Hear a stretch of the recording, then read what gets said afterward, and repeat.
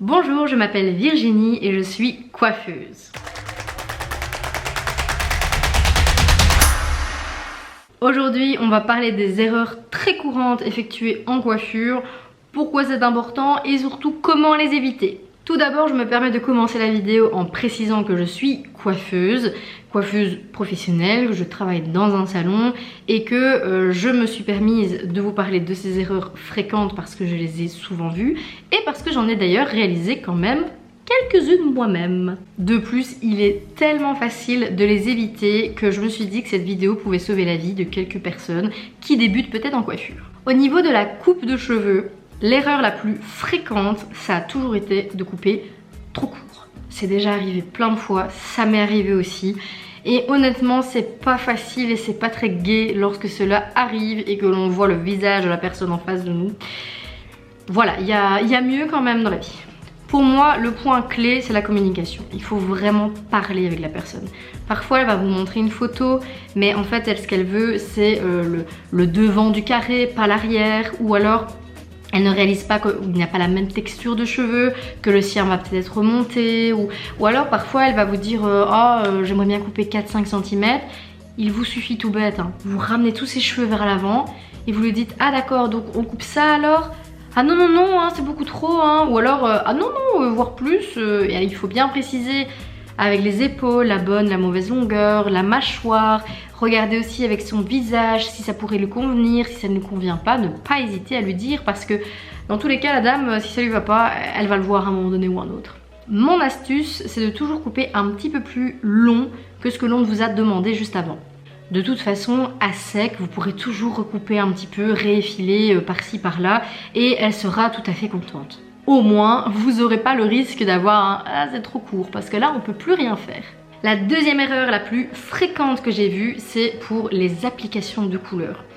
Et là, il y a pas mal de choses à dire. On va dire que la toute première, c'est l'application toute bête des racines. Donc vous avez une masse de cheveux et vous ne prenez pas des séparations assez fines et vous ne mettez pas des couches assez épaisses ou vous tirez trop la couleur. Enfin, tout ça, ça fait que la couleur ne sera pas uniforme et ne prendra pas correctement. Ça pourra même laisser parfois quelques traces blanches, enfin de cheveux blancs je veux dire, donc ça ne prendra pas. Cas aussi qui arrive assez souvent, on a parfois des dames qui sont rasées, soit sur les tempes ou à l'arrière, et dans ces cas-là, soit vous allez raser avant, et après vous mettez une bonne couche, soit si vous ne rasez pas avant, il va falloir mettre une fameuse couche, parce qu'une fois qu'on va raser après à la coupe, je peux vous dire que si vous n'avez pas mis la dose, ça va se voir directement, elle sera toute colorée de partout et là où on l'aura rasé, eh ben, ce sera avec des petits points blancs et ça c'est vraiment moche, c'est tout ce qu'on veut éviter. Une autre tâche qui peut apparaître de temps en temps, c'est si vous avez une dame qui a une espèce de tie and dye ou comme moi, vous voyez un reste de balayage qui descend.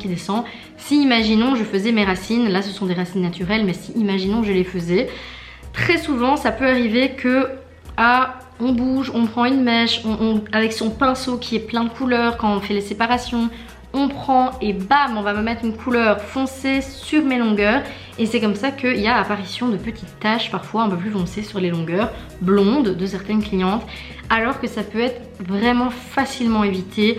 Il vous suffit de soit prendre un petit essuie à côté de vous et de temps en temps racler le bout de votre pinceau si vous avez mis trop de couleur dessus en faisant vos séparations, ou même vos gants de bien vérifier parce que comme ça on n'a pas l'impression qu'ils sont sales, mais voilà, frottez juste un tout petit peu vos mains dessus et ça ira mieux. Et bien sûr, chaque coloration a des temps de pause spécifiques et il est très important de les respecter. Par exemple, au salon, j'ai une cliente qui refuse de laisser poser sa couleur plus de 15 minutes parce que selon ses dires, cela va être trop foncé. Mais autant vous dire que laisser poser cette couleur 15 minutes alors que normalement pour cette marque spécifique, il faut 35 minutes de temps de pause, son cheveu blanc prend en transparence. Mais bon, elle est blonde, tant qu'elle est heureuse, on est content. Une autre erreur très fréquente, c'est de ne pas prendre en compte le type de cheveux que vous allez avoir en face de vous. Si vous avez un cheveu lisse ou si vous avez un cheveu bouclé, si vous avez un cheveu crépus, un cheveu épais, un cheveu fin, mais mon Dieu, tout va être différent. Que ce soit pour votre coupe, pour l'application des couleurs, pour tout, vous allez avoir une manière de réfléchir qui sera différente. Et donc il est vraiment essentiel de prendre en compte tout d'abord l'état de cheveux de votre cliente avant de faire quoi que ce soit. Comme les épis par exemple, on les oublie souvent parce que le cheveu est mouillé, mais quand il est sec, mon dieu la catastrophe. Et c'est souvent des épis qui sont bien devant et ainsi on est bien triste de ne pas l'avoir réalisé plus tôt. Des petites choses toutes bêtes que vous pourrez à l'avenir prévoir et d'une façon très simple en observant et en regardant la texture du cheveu. Alors la dernière erreur, elle est peut-être bateau pour certains, mais pour moi c'est très important. Il faut vous tenir au courant des dernières techniques. Allez en formation. Si vous ne pouvez pas vous le permettre, demandez à votre patron de vous envoyer en formation. C'est vraiment essentiel d'être tenu à jour.